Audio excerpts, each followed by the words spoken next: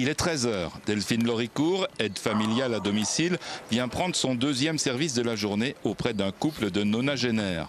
Elle s'occupe spécialement d'Adèle qui souffre d'Alzheimer.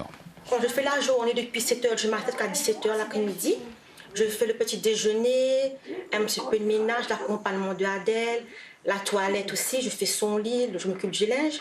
C'est vraiment des tâches de la vie quotidienne de la personne en fait. En fait, ce qu'on fait chez nous, avec nos enfants, nos proches, on le refait dans le travail.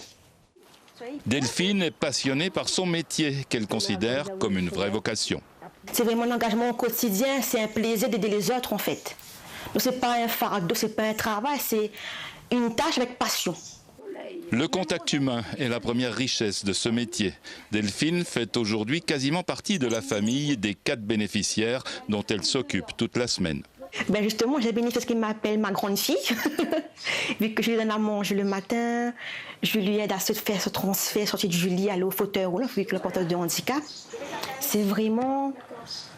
J'ai une grande famille. Même pas une amitié, elle fait plus que une amitié, qu'on considère comme des proches.